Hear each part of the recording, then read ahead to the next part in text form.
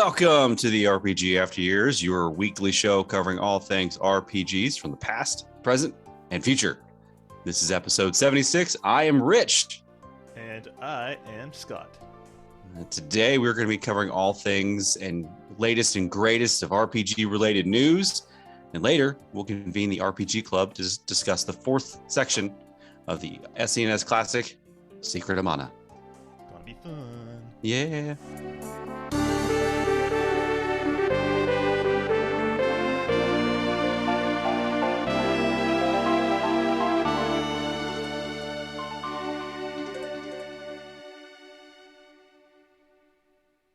So before we hit the news, let's catch up a little bit.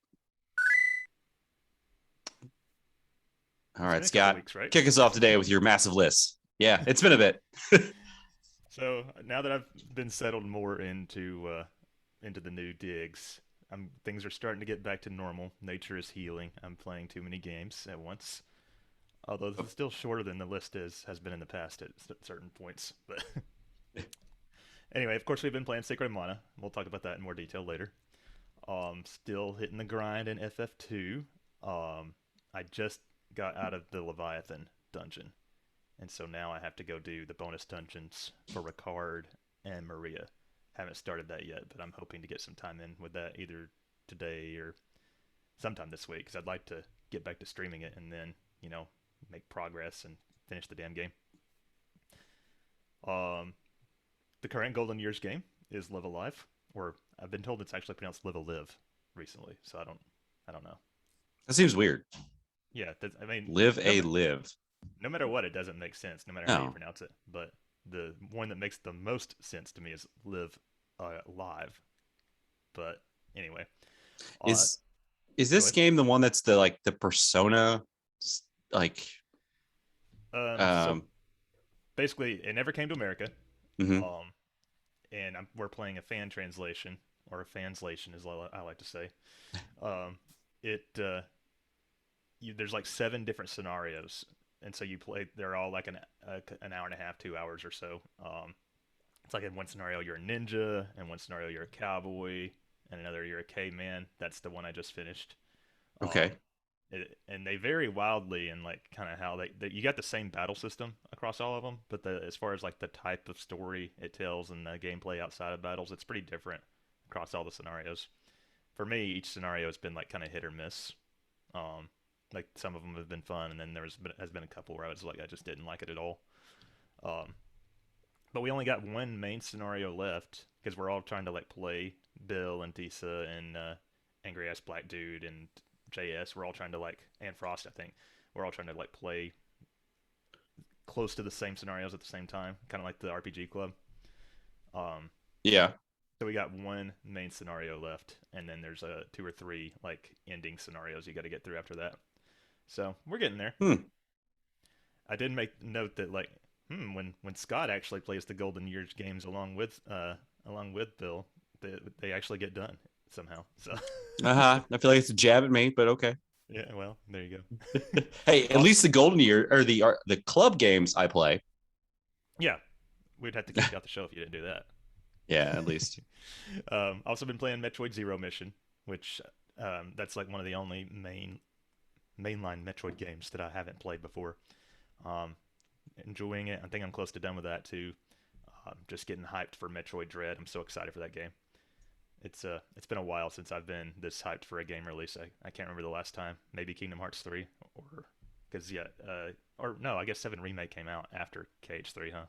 Yeah. Probably most hyped since 7 Remake. But anyway, I'm a big Metroid fan. Corey's been playing Paper Mario Killer Splash. Not much to say about that. He's maybe a halfway through, maybe somewhere between a third and a half. It's a long game for a Mario, even a Mario RPG. But anyway, and Pokemon Sword Crown Tundra. I'm at the part where you have to catch the 3 Galarian legendary birds, and I actually did do that, but Galarian Articuno had me wanting to quit. I was like, fuck this game. I haven't played those yet. They're fun. I've heard a lot of people say that the DLC saved Pokemon Sword and Shield for them, and I'm like, I don't know about all that. That's a bold statement. Yeah, I mean, I liked Pokemon Sword and Shield in general. I don't think they're amazing testaments of No. great video games or anything, but we'll talk about Pokemon a little more later. Yes, we will. And then finally, I don't think I announced this last time I saw you. Since then, we have beaten Metal Gear Solid 4. Nice. It was I liked it. I liked it pretty good. I don't think the Metal Gear games have great gameplay in general, but of the main series that I played so far, this one had like the biggest. It was the most tight, I would say, and the story like really wrapped up, ended the arcs of all these characters that I've grown to know and love over the years. So it's really cool. I'm glad I finally got to play it. And you're a big fan of Metal Gear Solid, aren't you? I wouldn't say I'm a huge fan, but I like the story a lot. Okay. And this one in particular. So Metal Gear Solid 3 was about like Snake's, the guy Snake was cloned off of, Big Boss. So it was kind of like a prologue or like a prequel kind of. Okay. And this one like went back to all the characters that were introduced in Metal Gear Solid 1, which is the I care more about that those characters. So it was just, and it still brought in like characters from 3 as well. So it was just really cool, and I thought it was had a pretty satisfying ending overall, even if the ending was over an hour long. Did you know they're making a movie? I've heard that before. Is that like actually like happening or Yeah, okay? Hopefully it's not in development hell or anything. That'd be really cool probably. though. Yeah. But that's it for me. What about you, dude? Secret of Mana. That's really it. Oh wait, I've been playing. Like I said, I've been doing the Secret of Mana stuff. Had a lot of ground to make up for the last two checkpoints. And I've also played a little bit of Xenoblade Chronicles. Oh, really? Yep, the Which first one? one. The first one. Not too On the much. Switch? Yeah, Okay. that's Well, really it. have we talked about on the show the Xenoblade Chronicles 3 rumors? No, we missed that, Oh, and that we'll just talk about it recently now. came out. Yeah. So well, let's just talk about it now since we're Yeah, here talking about it. The apparently there's a rumor that's been pretty well substantiated that they are working on Xenoblade Chronicles 3, and we will hear about it soon. Apparently, yeah, because it's and they're actually like pretty far almost along. done with it. That's what I've heard. I don't know if it's how true that is, but like I said, apparently it's the news is on the up and up as far as the sources for it. Um, that's really cool. And I've also I remember how it got leaked. It was like the voice actress for Melia, who's one of the main characters in Xenoblade Chronicles 1, like confirmed that she was working on it or something. But it was like an accident. Like she wasn't supposed to say that. Yeah, little slip. Oops. Yeah, it's just sad because she's a really good voice actress and or talented voice actress, but hopefully she didn't get in too much trouble for that. Um, I Probably think, not. yeah. So I guess that confirms that they'll be bringing back characters from the first one, which is cool. I haven't played two. I do want to get to that at some point. Because I've heard it's really good. Uh, I think we heard some mixed opinions from Jay back when he was on the show and playing Yeah, some I of it. think I think he liked it and he didn't like it. There's a lot of stuff that bugged him, but there's a story was good. Yeah. Um, but I've heard it's also like really hard to get now. Like it's a rare game. Like you got to pay a lot for it or What extra for anyway. for Chronicles? Chronicles 2. Well, if you want it physical anyway. I mean, you could always buy it digital, but Yeah, physical's a little hard to get a hold of. Like I had to buy it download. I downloaded that thing a long, long time ago. all right. Well, uh, GameStop employee, if you ever see a copy fly through, go ahead and snag it for me. I'll try. I doubt you'll see it in GameStop though. No. Um, but yeah, I don't know if there's too much else to say about that, but that's really cool that they're making a third one, and it's really cool that Nintendo actually values that franchise. Yeah. I mean, going back years and years ago, it was like a huge campaign to get that game translated for the West Yeah. on the It's Wii. it's a Monolith game, which they own Monolith Studios, right? Nintendo does. I believe so. Either that or they work really close. It has to be because I think Shulk is considered like a first party character. So yeah. Okay. Um, but yeah, it's just crazy to me. Playing Xenoblade Chronicles 1 now, I mean, I finished it, sometime last year or early this year or something. Um, I can't believe that game almost didn't come to the West as like huge and massive as it is, and how incredible the story was. It's just that's crazy to me. I'm surprised it actually came onto a 3DS. That's crazy too. I've heard it didn't run that well, but Yeah. no, it's no surprise there. But yeah, that's all I've been playing, and well, all you've been playing as well. Yeah. Anything else interesting going on we want to share with the people? Um, remodels of a house Nice. suck. I'm enjoying the Florida life on Yeah. my end, so that's You about get a it. beach, I get Yes. construction. Went to the beach yesterday. It was crazy. I mean, not crazy. It was great. Um, so the RPG Club, we sort of alluded to it a few minutes ago. The current game is Secret of Mana. The current checkpoint, as of today, is to complete the game. This is the last one, Oh man. and that is due by Sunday, September 5th. So we got 2 weeks as of this recording, less than that as of you listening. So check your calendar. um, yeah, and those that don't know, the RPG Club is it's a like a book club where we in the community all play along the same RPG, generally at the same spot, and we all stop and wait for everybody to catch up. Certain dates. It's like a book club, exactly like a book club. But that's it. It's very popular. I do have to say that it's becoming a very popular section of the show. So with that done, let's move on to some news. Hear ye, gather round for all your news. Stop your clatter and listen close. Alas, you won't believe your ears. Listen close for the news. All right. It's only been a couple weeks since we did news, so there hasn't been that much, and it was kind of a slower week for news, just in comparison to, I guess, the last time we did news. Yeah. But there was a couple cool things that happened. Well, cool is up for debate. But our first story here, I think Rich is going to be very excited about. I'm ecstatic to start screaming. So the Elder Scrolls V Skyrim Anniversary Edition has been announced for next-gen consoles because we didn't have enough Skyrim going around. That's coming to PlayStation 5, PlayStation 4, Xbox Series, Xbox One, and PC on November 11th. So not that far from now. Did we not already have like a fancy edition of Skyrim? Yeah, the special edition. So this is like an even more special edition. It is. And now if you have the special edition, you get upgraded to this edition for free, I think. Oh, that's nice. Yes. Let's see. Next gen enhancements. There's one thing in particular that I'm excited to share with Rich, but let me go down the list here. I've got an ad in my way looking at this article. There is an extra storyline, I think, the Dawn Guard. There is a add-on called the Hearthfire, which lets you land and build your own home from the ground up. So you can build your own house. I didn't know that. That's kind of cool.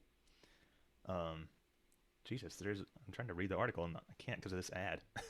There's a creation club that lets you have 500 unique pieces of content, including quests, dungeons, bosses, etc. There's a Dragonborn add-on, which lets you journey off the coast of Morrowind. That's cool. I didn't know you can go to like other areas from past Elder Scrolls games. Anyway, it looks like it's going to be a worthy upgrade for big Skyrim fans. I wish they would stop working on Skyrim because I'm sure people want their Elder Scrolls 6.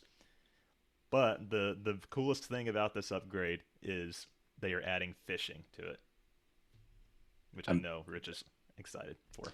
You told me that the other day. I got super pissed. I was like, are you freaking kidding me?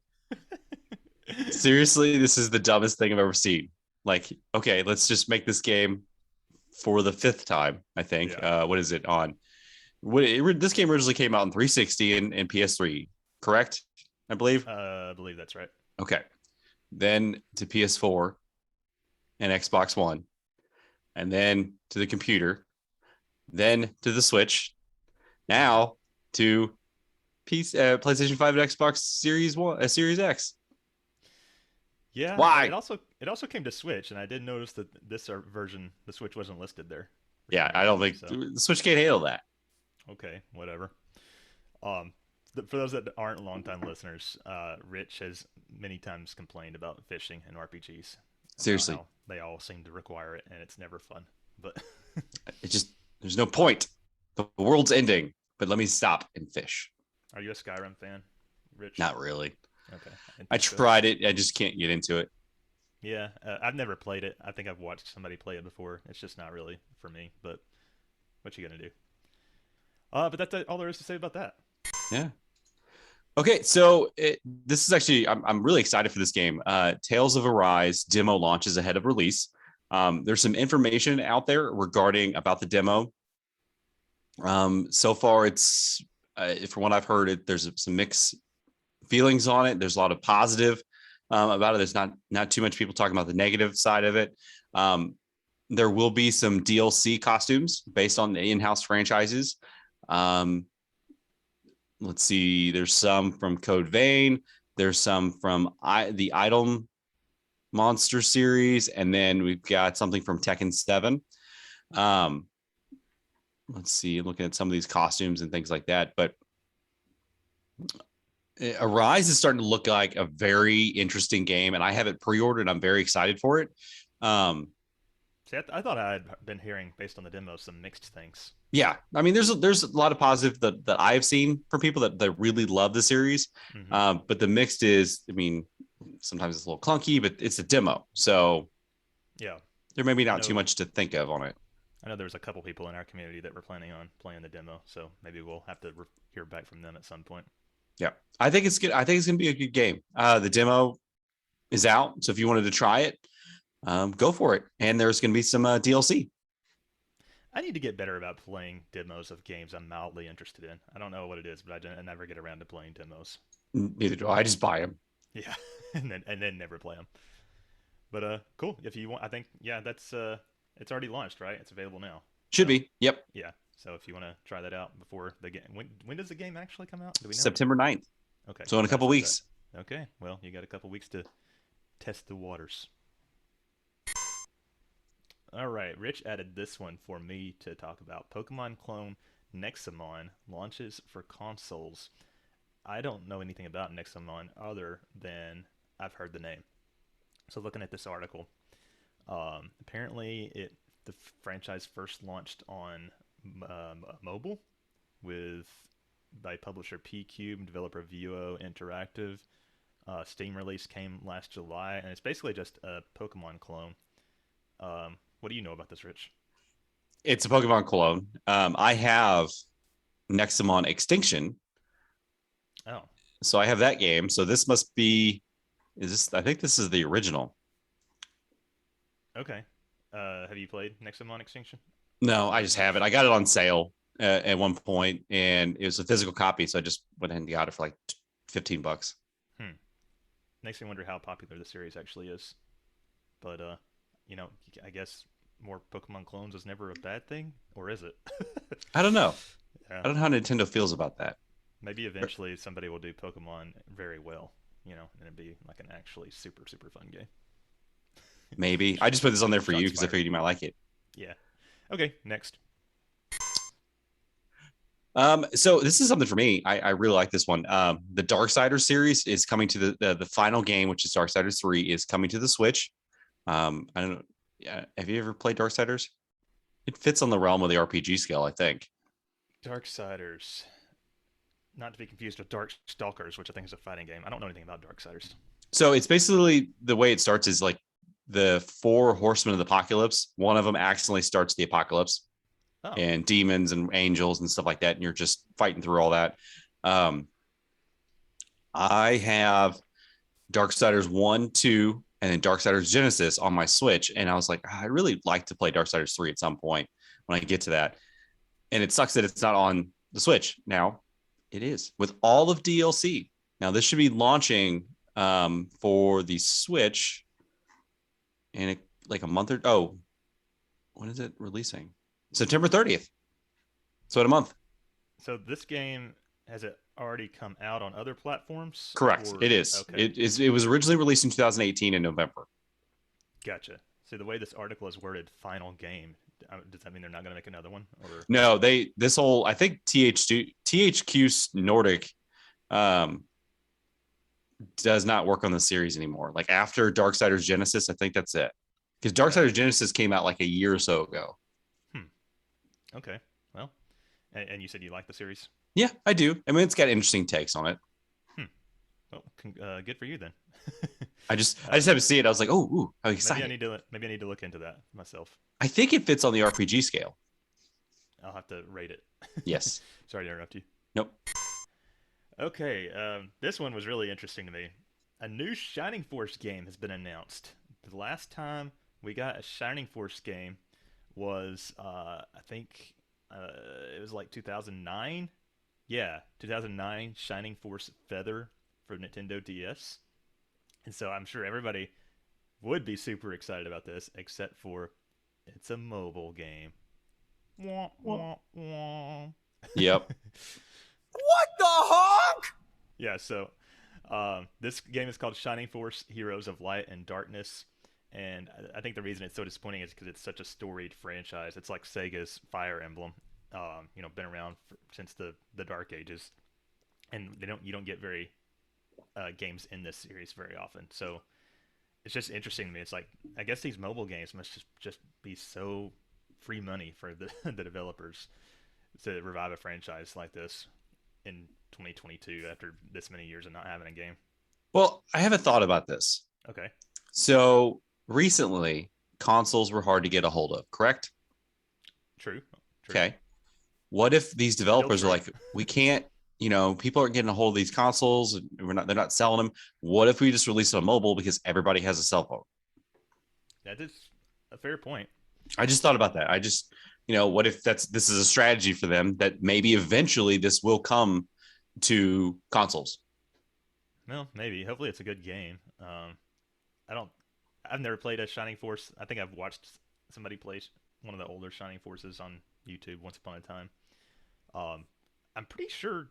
I could be wrong about this. I think Tisa's a big fan of the franchise. Yes, I believe so. Yeah. So. It just sucks that it's on mobile. I mean, yeah. I mean, I don't play. I don't even. I said this last time, but I don't even play Record Keeper on my phone anymore, which is a game that I played every day for like 4 years.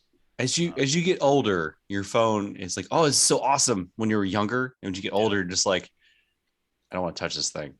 Yeah. Oh well, disappointing news be disappointing. What the? Oh, that's not the right job anymore.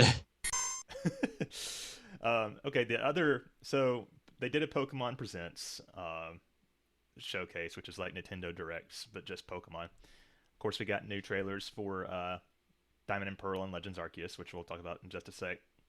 The other thing big thing was they showed a couple mobile things, and I think they are adding a couple new Pokemon to Pokemon Unite. It's like Mamoswine and Sylveon.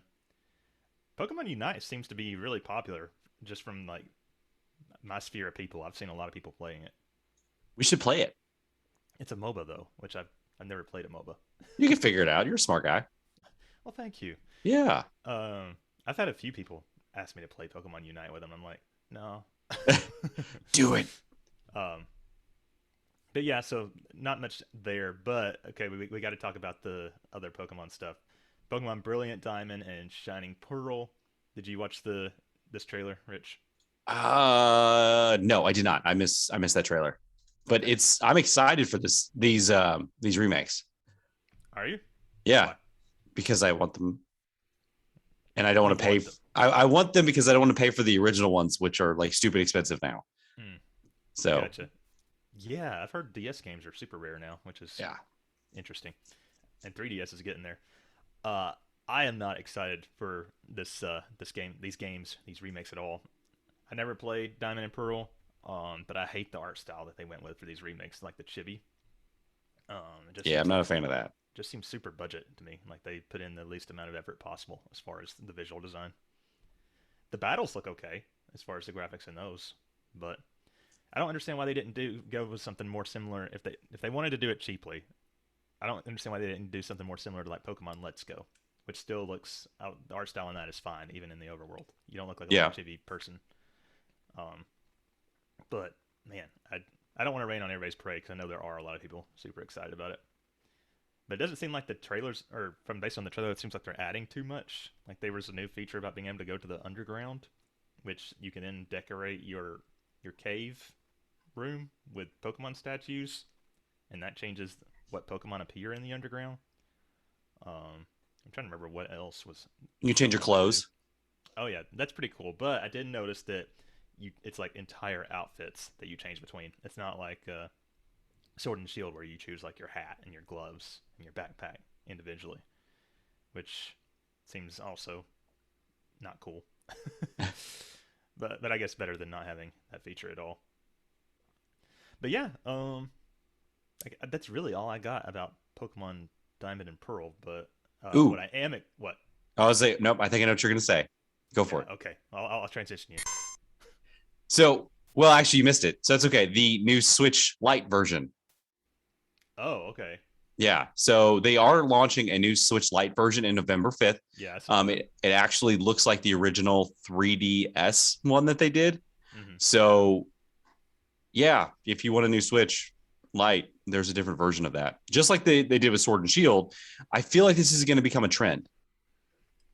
Is Got that with Pokemon these, money. yeah, they're going to release a Switch Lite version difference as opposed to the original Switches. Well, that's probably because that's too close to the new Switch OLED model that's coming out, Hmm. I would think. But yeah, I feel like the next Pokemon game that does come out in 2026 might have a new Switch version to it. So there's that. Interesting. Follow up news is the great new mystery game Pokemon Legends Arceus was finally more details revealed to it. So it's actually launching January 28, 2022. And I know you're excited about this, Scott, because it does look like a breed between Pokemon and Zelda Breath of the Wild. This is kind of like what I've always wanted from Pokemon, kind of. A console release that felt more like a big adventure. I wanted a full scale game where it's different. Like your goal isn't to win the Pokemon League and travel around to the 8 gyms and get your badges. And But I got to be the best, Scott. I got to be the you can best. still be the best. Okay. Um, and it still looks kind of questionable. Like the frame rate it still isn't great based on it's not that much better than that first trailer we saw. But you get to roam around. You just Pokemon. You don't go into random battles. You see the Pokemon in the overworld. They can actually are aggressive towards you. They will attack you as a human character. You can when you go into battles, it's like a seamless transition. I think you don't go to like a specific battle screen. It kind of looks like the battles are still turn based once you actually deploy your Pokemon. Um, Okay. you've got mounts. You can ride majestic deer, and my favorite part of the trailer. There's this big shark creature that you can ride. I'm not remembering its name right now, but It's a Basque Legion. oh, okay, that makes sense. Is that what it is? Yeah, It's one of the newer ones they talked about. yeah. So my favorite part of the trailer is when they were detailing Basque Legion, and the announcer happily says, "This Pokemon evolves when a Basculin gets possessed by the souls of its other departed Basculins that died swimming upstream. The more souls that possess it, the stronger it is." It's like, okay. It's really dark. Classic Pokemon Dark Pokedex entry. Um, and it looks like there's going to be an involved story. And there's I still think there's a really strong chance that this game will end up being mediocre at best. I mean, it is Pokemon and Game Freak, but I'm excited. I'm probably gonna pre-order this. Not even gonna wait for reviews. I already have it pre-ordered. Oh, okay. What's really interesting about it is, like you said, that you can take damage as a character, like your own person, which never been done before in other You can do Pokemon. like dodge rolls. Yeah. The Pokemon attack you. That's odd. And Ursaring tried to maul the character in one shot. So I think yeah, that made me have a nightmare because I had a nightmare the day after this trailer, and it was like a bear ate my friend's face off. wow. And you could craft. Now, Yeah. imagine though, there is also a fishing element to this game, I assume. Well, I mean, fishing has been in Pokemon since Red and Blue. So, I know. so this world, as we know, is also like ancient Sinnoh. And apparently, back then it was called Hisui or something like that. So we also got a couple new Hisuian forms. I'm probably saying that wrong. Of Pokemon, I think Hisuian Growlithe took the internet by storm. So cute. Yeah. I want to know what Hisuian Arcanine's going to look like. I think that was trending on Twitter the other day where people were drawing like their own renditions of what they thought Hisui and Arcanine could be. And I do love the fact that you can literally throw a Pokemon ball at one of their heads. Just chuck Yeah. it right at them. I mean, that thing is different. It's like that you don't need to. If the Pokemon's not super strong, you don't even need to weaken them first to catch them. Yeah. So I liked that. Yeah, I don't know if there's too much else to say. I mean, we probably, if we really wanted to, could get a whole episode just out of talking about this game. Yeah, we could. I'm excited, and I think this is what I wish Pokemon had done something like this a long time ago. But as we know, the Game Freak they don't really innovate on Pokemon too much from game to game. Probably because no matter what they do, it sells gangbusters. Yeah, there's we don't need to. They'll just buy it. But we'll see how it turns out. I'm excited. Okay, so another thing that happened, Cyberpunk 2077. We haven't actually had a story about Cyberpunk 2077 in a while.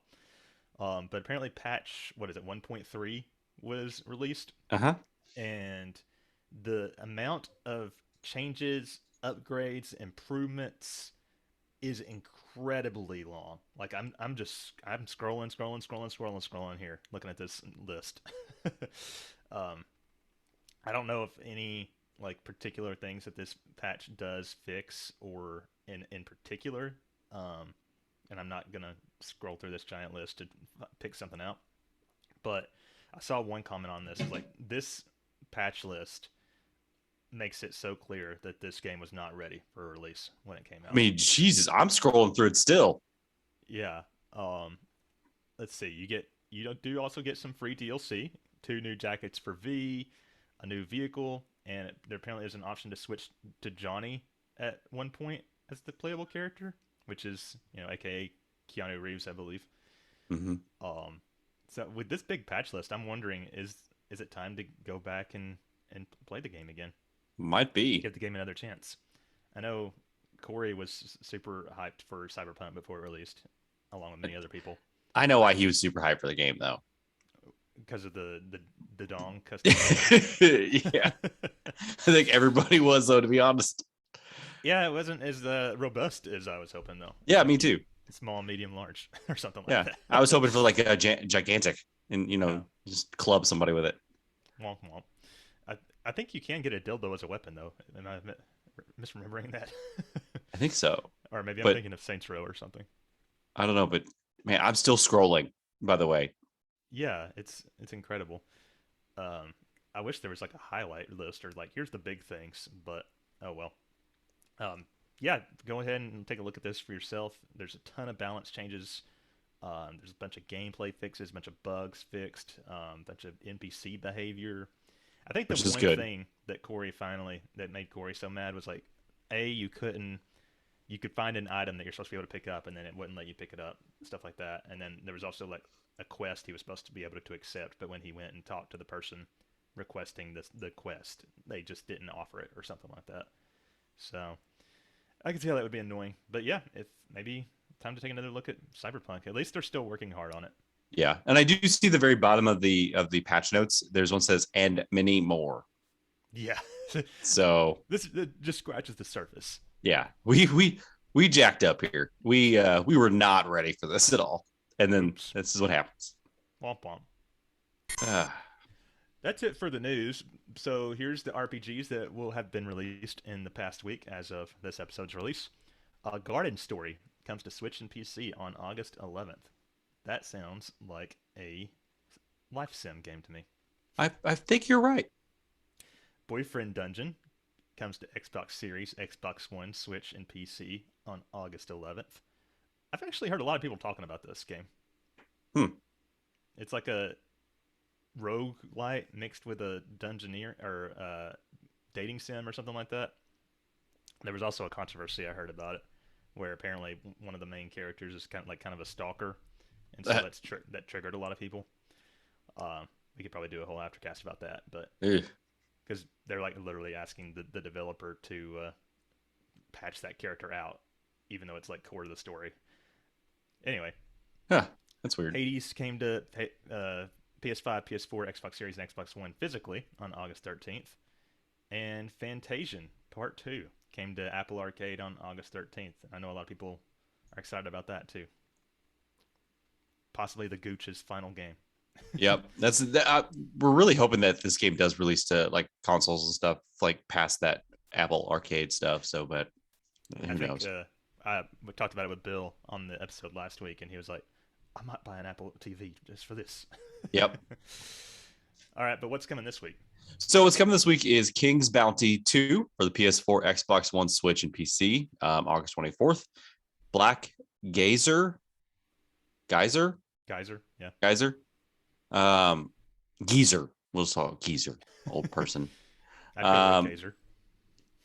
Carriers of Darkness, PC entering early access, and Baldo, PS4, Xbox One, Switch, PC, August 27th. We've kind of hit this lull of releases. We had a bunch of RPGs released last month. So I'm cutting in a slow spot. September is going to be huge, though. Yes. I don't know offhand, but I think all the games are scheduled to come out in September. So back to school starts. School starts. Everybody gets all depressed about school. So the video games come out, make them happy. Absolutely. All right. So with the news out of the way, why don't we take a quick little break before we convene the fourth RPG club of Secret of Mana? Mind if I get a coffee refill real quick? Go for it, dude. Just a minute. No, you're good.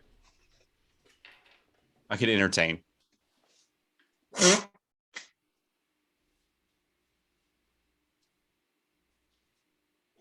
You know what's sad is I've not had the chat pulled up, so I don't know if anybody is on the chat. So I could pull that up and take a look because my phone has been banished from near my computer.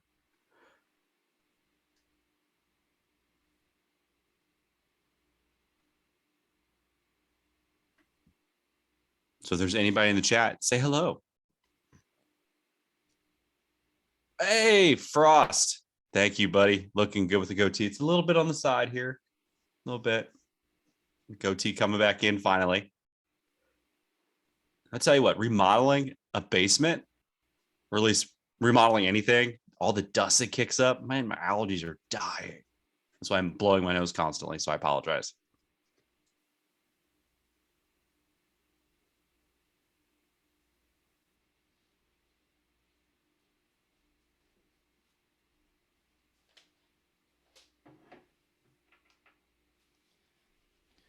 Sorry about that. You're good. Hi, Duffy. Oh, we got people in chat. Frosty. No, I just when you left, I was like, I need to say some hi to people. Oh, just lurking, I guess. Yeah. Well, well, my phone's not my computer. Oh, good. I was actually kind of surprised because I went in there and Corey was in there, and I was like, "Oh God, I didn't know you were awake." He's awake? Yeah, apparently. He's gonna take a bath though. Ah. Oh. You can still watch the club. You can still watch the show from the bathtub.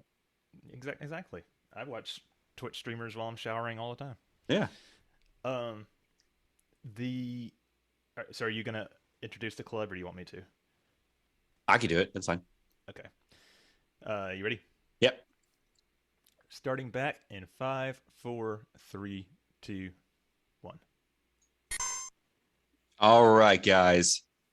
It's time to convene for the RPG Club. All right, everyone, quiet down.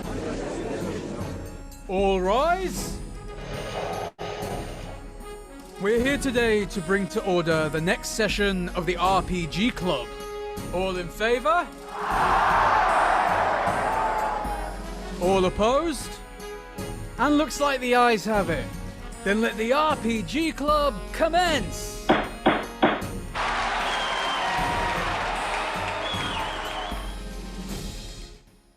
Okay. All right. All right. You want me to do this? Yeah, go ahead. Yeah, let's do this because this is the first time I've actually completed a checkpoint in a while. I was going to say, it's not the first time. Well, I did once when we first started, and then I just dropped the ball on the other 2 times. So I completed the checkpoint, which was to finish the Grand Palace. Scott, did you finish? Of course I did. Okay. I actually finished the day we started this 4th segment, so. You suck. Well, I streamed it, and it was a pretty good stream. So Corey was like, keep going. So I went all the way through in one sitting. Hey. Yeah, I did it the very first checkpoint, so might as well you do it too. Yeah, we're even now. You didn't panic like I did No. this last section. I had to complete 2 other sections to get to here. Yep. So this section had the Palace of Darkness, Gold City, the Test of Courage, or whatever the fuck that was called. Then we went to the Sunken Continent, and then finally the Grand Palace. What did you think about it, just in general? So the overall section, I thought it was okay. It was a lot of bosses for some reason. I mean, it was just that, and I did not like the going back and forth on a couple things with the lofty mountains. You had to go this way, and then you had to go back to it because the sage wasn't there, and then you go back again, and the sage wasn't there still. It's a pain in the butt. Frost, if you're listening, do you know if you you have to go back to the mountain like 2 or 3 times to talk to the sage? Even spoiler alert, it turns out that the sage's apprentice is the sage. But do you have to go back and talk to him to do the next story thing, or can you do it without having to like ask him what's next? I'm not sure about that because I went back there like 3 times because the guide said to, but yeah, that's what I did too. Very loose. There was a lot of dungeons in this segment too. I felt like, well, and bosses, like you said. Well, but, I mean, there's 1, 2, 3, 4, 5, 6, 7, 8, 9, 10, 11 bosses. Yeah. But I didn't have trouble with any of them. Did you? Nope. God, no. My magic is so jacked. Easy sauce. Yeah. I guess although I did get some PTSD triggered when Blue Spiky showed up, the blue tiger. I was like, no, not you. But if you blast him with fire a lot, you just juggle that, you don't have any problems. Yeah, it was like Spiky's baby sister that I was fighting or something. It's like, oh, you're cute. I'm gonna burn you. Yeah. There was the shadow clone thing where you fought doppelgangers of your party, which I thought was cool. That was unexpected. Yeah, I thought that was kind of nice. I mean, they were easy to beat. I figured once I got in there, I'm like, okay, are they going to match the strength that I have? Because that could be a problem. No, I pinned the boy into a corner. Yeah, I pushed baby in a corner. Yeah, it wasn't super hard for sure. I think of all the bosses in this segment, they were probably the trickiest, just because smaller moving targets, but still not really anything to worry about at all. I'm trying to look for other highlights here. What about the story? Like, what are you feeling about the story so far? It's fine. It's really, there's nothing to it. It's still, I know they tried to do, so we did get the twist with the Emperor being killed by Thanatos, which I saw coming from a mile away. I mean, we predicted from the beginning that Thanatos was going to be the main villain overall, and not. And I keep seeing his. Yeah, and I see his name every time pop up, and I see Thanos. Mm-hmm. That's just all I see. Come on, he has an awesome name. Yeah, he definitely looks the most menacing of all the villains with the skull mask or whatever he's wearing. It might as well just said, hey, it might as well had a name tag on that says, "Hey, I'm actually the villain. Yeah, I will do these things." I wanted to with the Emperor. It's like, oh, you made a deal with Satan. What did you think was going to happen? Yeah. Well, I think back to Final Fantasy 15. I know we talked about the Emperor was supposed to be the bad guy, but turned out, no. I've actually, this is a pretty big tangent, but I've been reading that 15 novel, and it does talk a couple times about how the Emperor was actually a pretty good ruler until Arden showed up. So. Yeah, because didn't he corrupt him with the power of the crystal by saying, like, if you get these things, you can rule all this stuff, and just kind of tainted him as time went on. To my knowledge, promised him eternal life, basically, but he ended up casting some kind of spell on him, apparently, that made him evil. But anyway, that's a huge aside. What about the dungeons? Was there any particular dungeons that stood out to you? The Grand Palace took a while to get through. Yeah, that one did. At one point, though, at the very end, when you beat the, I can't remember if you beat the Snapdragon. Yeah, you beat the Snapdragon. I walked outside and took a wrong turn. I'm back right at the very beginning. I'm like, what the hell? Oh, yeah, it was kind of confusing in that way. I almost went all the way back down to the bottom. I've done that and did a loop. Not in this dungeon, but in this one, yeah. Frost was there most of the time when I was streaming, so I had a pretty good guide. You had help. Yeah. um, let's see. I don't really remember the Palace of Darkness that well. You do get to go to Tasnica in this section, which is Gemma's home kingdom finally. Yep. And there's like a subplot where like the king was possessed by the Shadow Stalker ninja, which was easy, but or maybe Yeah, it took him out pretty quickly. Yeah, and then he turned into like a normal villain after that. Hmm. I have a hard time tracking the various sub villains, like the Emperor's henchmen or whatever. They just show all, up. Yeah, they show up. There's like Geshtar. There's like one or two others, and I'm like, oh, the bad guy of this very minute. Yeah. I guess we should remember the one that is the mech rider, since we had to fight him like 4 fucking times, but I don't. I think he's done. I think there's no more of him. Yeah. I do have a complaint Okay. about the game. There's been several times that there's been an animation done and my characters get stuck. Oh. Like in place, and I can't get them to move. Like I've gotten stuck in a wall before, going up lofty mountain, after you do the whip thing and you leap over. There's been times that a monster has basically accidentally pushed me up into the wall and I'm stuck and I can't do anything.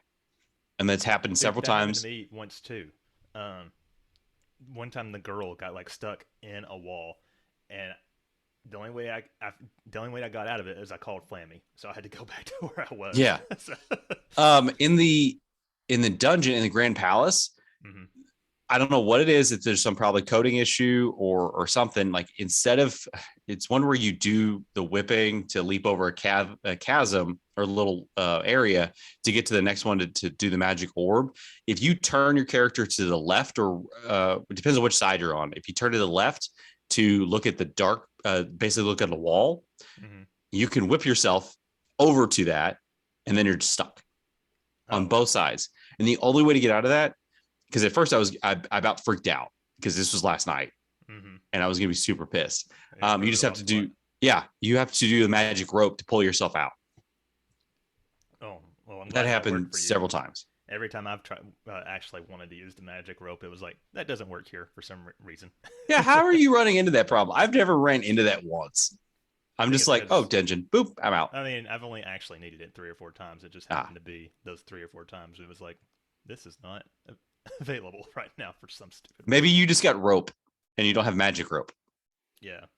Another thing I didn't like about this section is you get, I think, your last 4 of 8 magic elements in this section, like Dryad and Luna and Shade, and it's like, god dang, I wish this would have been a little more spread out so I wouldn't have to go and grind all of these so much. How much money do you have? Like an ungodly amount. Okay. How much do you have? Over like 300,000.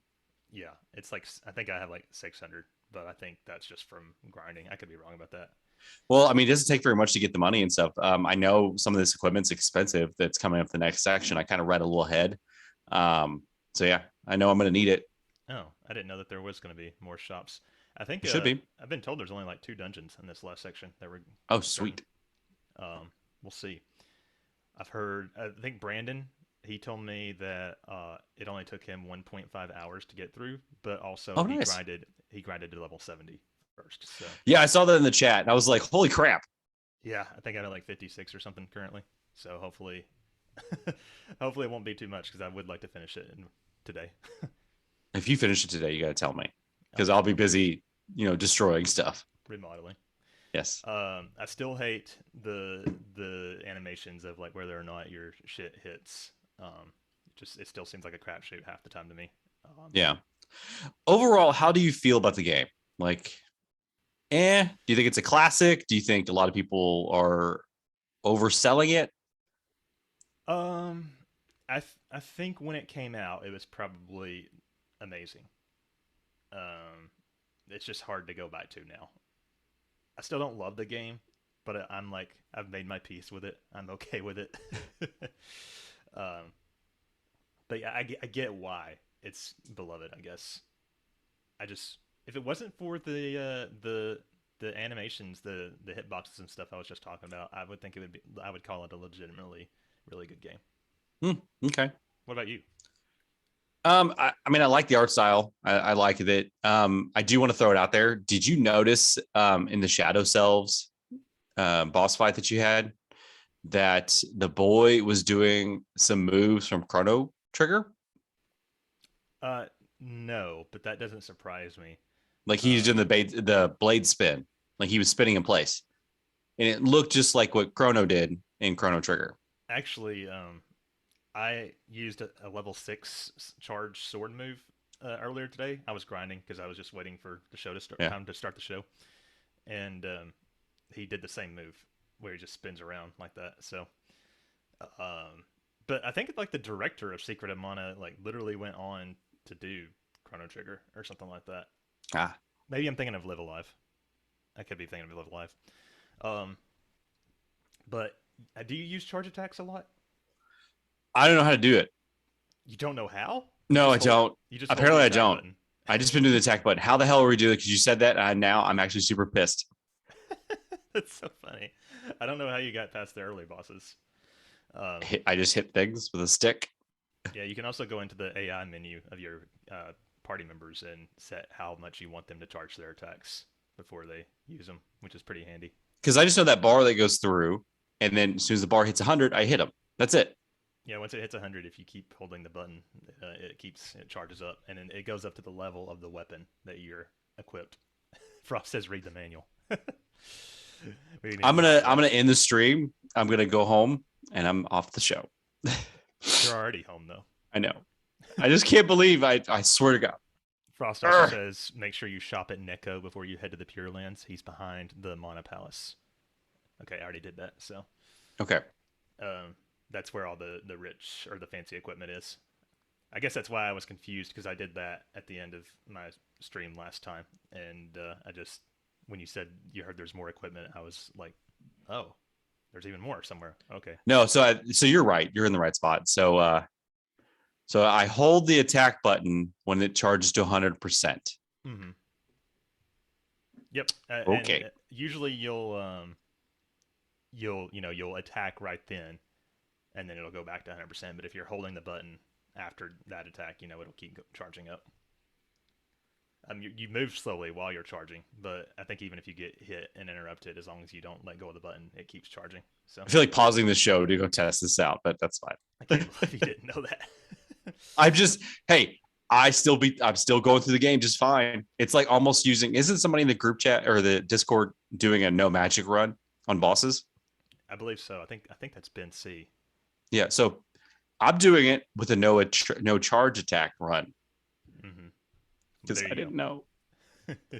But I'm excited to finish it up, see how it ends, and again, I think I've heard a tip: make sure the boy's sword is leveled, make sure Dryad is at least a little bit leveled, and try to have a variety of weapons charged or leveled decently with the boy, just in general. That's what I've heard. And I'm also excited about what the next RPG Club game will be. So I know we get to the end of this and we're like, okay, what are we gonna do next? Yeah. We're just excited. We don't even care about this game we're playing. What's next? We should just rename the podcast the RPG Club Show or something. Anyway, we got a little bit of listener feedback here. I'll kick us off. Frost, who we are talking about a lot today, says it definitely feels like the section of the game was hit the hardest by the fact that it was originally being developed for the doomed SNES disk drive system. I did not know that. That'll be interesting to read more about when we do. Didn't know about that. That aside, I do enjoy the underground city and the Grand Palace very much, and flying around the world in Mode 7 was really cool back in the day. I did eventually get. This is Scott talking now. I did get used to the flammy flying, and I think I do agree it's pretty cool. Just as long as you can figure out where the hell you are on the map. Yeah. He goes on. Story-wise, the Emperor makes a deal with the underworld and is double-crossed. Shocking, I know. Yep. We now have weapons ranging from level 6 to 8, and some of the high charge rate animations are really cool. See, this is Scott. I would know. Again. Yeah, apparently. I never charge it that high, though, because it takes so long. So I need to experiment with that, I guess. Also, if you bother to level your magic to 8, there is a chance for a new animation. Didn't know that either. Anyway, the story is finally picking up. Is it, Frost? Is it? The Nope. Pure Lands await. Will we charge our mana sword in time? What if this game has a bad ending, Rich? It's like everybody's doomed. Uh, Talking about music, he says the overall music changes twice, once when the Sunken Temple rises, and then again after the Mana Fortress is activated. I did notice that myself.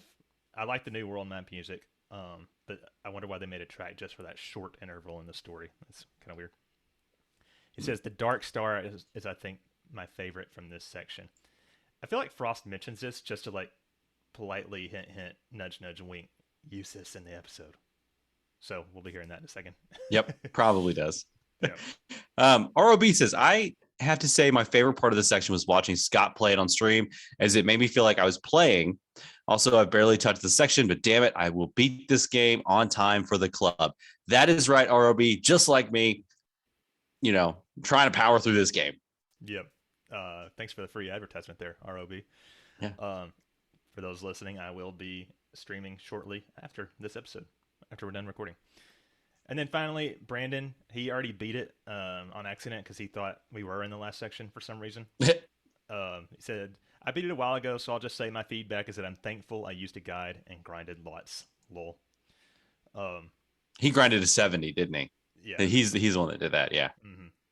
That's all the feedback we got for that. But yeah, I guess we can adjourn the club. Yeah. Whoops, let me try that again.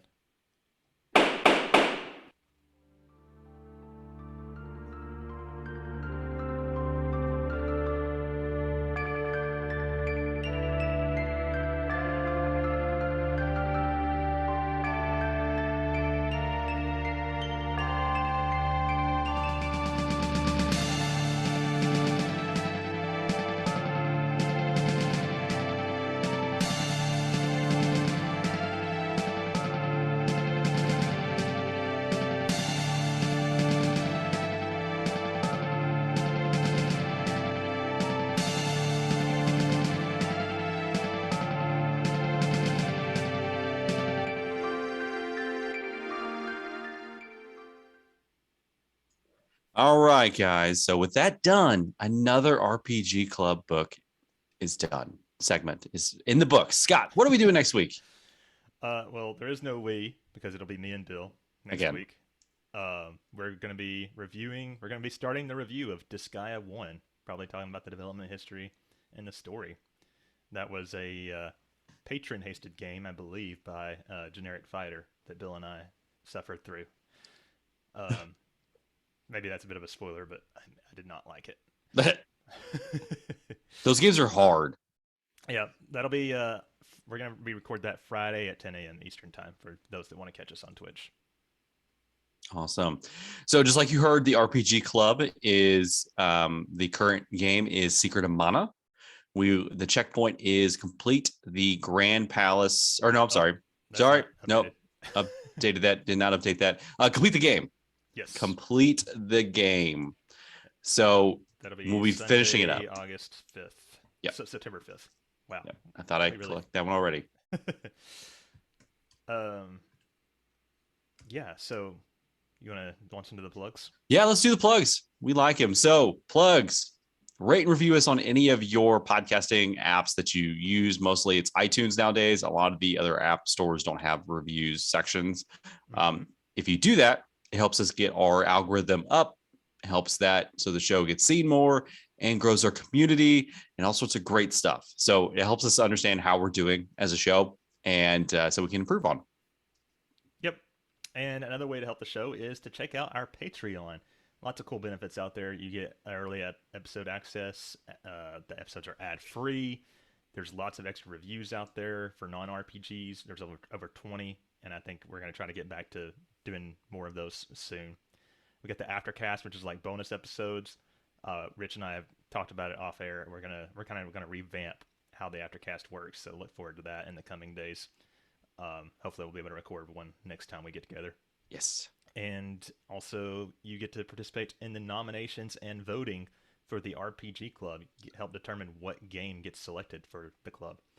And that'll be coming up before too long. So you might want to throw your hat in the ring now. Lots Do more it. cool benefits. Patreon.com/RPG After Years. Twitch, we do stream the show live. Generally every Sunday at 9 a.m. Eastern, except when we have the reviews with Bill, which happens to be sometimes on Fridays. You can find the show at twitch.tv/RPG After Years. Come join the conversations and see us live and our beautiful faces. Also, I stream at twitch.tv/the_Scott_spot. You can watch me play Secret of Mana today. We also have a merch store. You can get all kinds of cool merch, Tervises, mugs, shirts. Get our album art on your wall like I do. Yeah. That's at redbubble.com/people/RPG After Years/explore. Nice. We also have an email that if you like to email the show and send us discussion ideas, topics, things like that, tell us how we're doing, things that you think that we can improve on. You can definitely do that. rpgafteryears@gmail.com.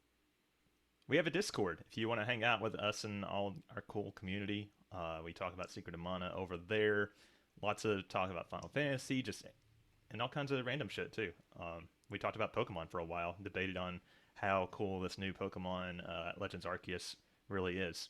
Bill was pissing me off in there because he was saying it looks the same to me. I'm like, what? Did you watch a different trailer? Like, are you sure you were watching the same thing I did? You can't trust his opinions on some of that stuff. No. He doesn't know.